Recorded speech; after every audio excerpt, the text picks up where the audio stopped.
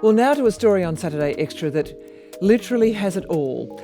Passion, obsession, and ultimately tragic decline. It's the story of the last years of the noted contemporary Australian artist Adam Cullen, written by a man called Erik Jensen, who shared the last 4 years of his life, with whom Cullen seems to have fallen in love. And he's reproduced the amazing tale in a book called Acute, Misfortune, The Life and Death of Adam Cullen. And I'm delighted to welcome him. Erik Jensen, welcome to Saturday Extra. Thanks, Geraldine. Look, it's a really substantial achievement, this. I have to say, why did you write this book? I think few people know what they were doing when they were 19, and this book is proof that I certainly didn't know what I was doing when I was 19. I started work on the book because Adam Cullen called me and asked if I'd write this biography. And it was only 3 or 4 years later, just before Adam died, that I started to properly understand that the book contract, he said, was in the offing, never existed, and that all of this had been a sort of elaborate ruse to have me live on and off in his house and spend time with him and ask him questions about himself and become his confidant. And when finally he died, which was inevitable from the beginning, but still was quite surprising, I looked at my creative notebooks and decided I better sit down and turn them into a book. Remind us about the life and times of Adam Cullen. Adam was probably one of the first painters of his generation. He was of the view that everyone who he went to art school with was making performance art and installation, and he decided that the radical thing to do would be to turn to painting.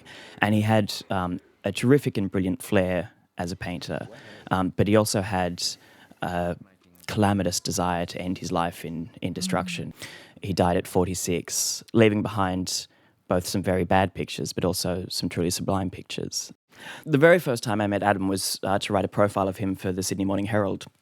And at the end of this profile, he told me with some certainty that he was going to die. And before I could really say anything, he'd unbuttoned his shirt and showed me this enormous scar that sort of twists the length of his torso. And these huge, sickening pockmarks where various drain holes had been plugged into him earlier.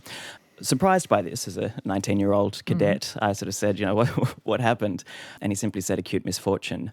That sort of became, I suppose, when he called me a little later and asked me to write this book, its task was to explain that misfortune. What did it do to you to watch that? Because you hung in there for 4 years. Yeah. Now if someone shot me in the leg, I would probably stop working on the book. and if someone threw me off a motorcycle just to see how it would be, I would probably stop working on the book. You did both these things. But he was dangerous. Like there was guns around constantly. And, yeah. I don't know how you weren't terrified. It wasn't clear to me at this point that all of this was terribly peculiar. I was new to journalism. I thought this must be what real journalism looks like. Turns out it's not. I was completely wrong on that score. But scribbling down shorthand and listening to what were at times truly intriguing rantings. And the better we got to know each other as the sort of lies that had embroidered his life started to unstitch, I think in the end I wrote a fragmented portrait of a life more complicated and unresolved than a scholarly biography could do justice to. He came from a long line of Irish tragics. But really there was an enormous amount of alcoholism going right back several generations. He decided he didn't like or love his mother from the age of 14, a crucially important thing. He had this father. I felt terribly sad for him.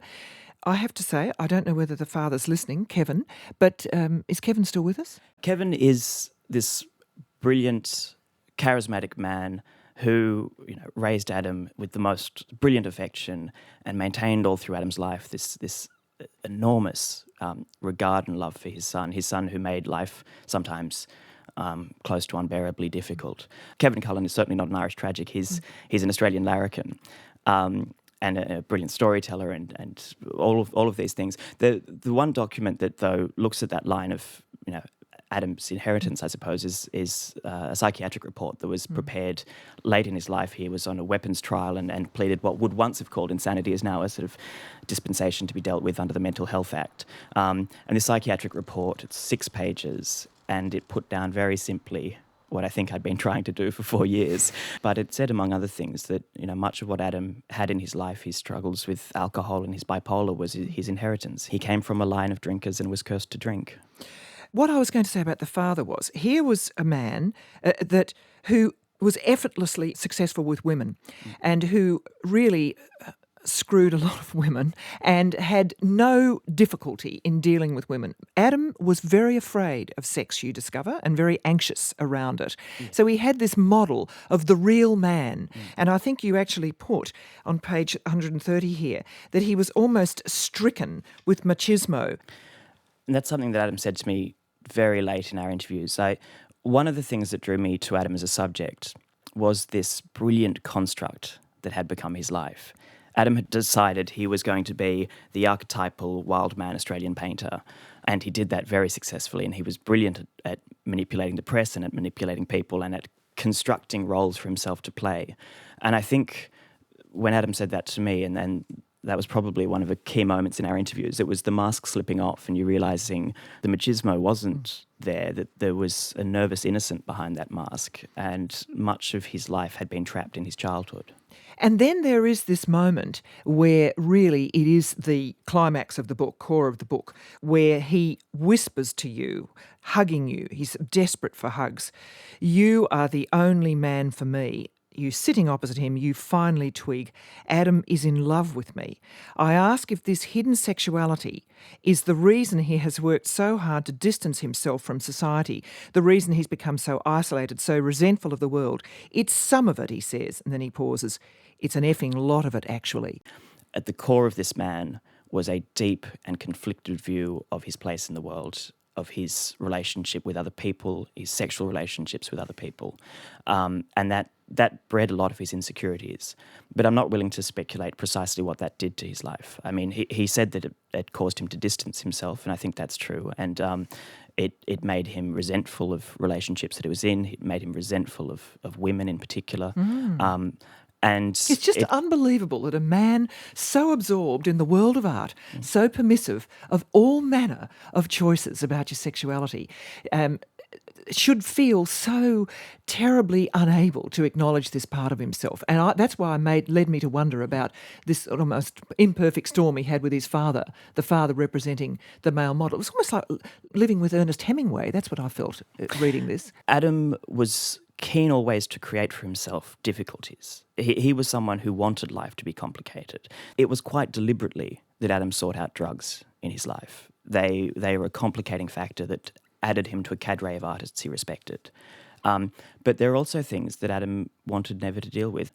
The thing that killed Adam most, I think, is that he had to stand up in front of a court. Exactly, and I was just going to come to admit that his life wasn't completely reckless, and that there were ordinary rules that pertained to him as they did to other people, and indeed that his problems weren't hugely unique, particularly. They were quite ordinary and commonplace.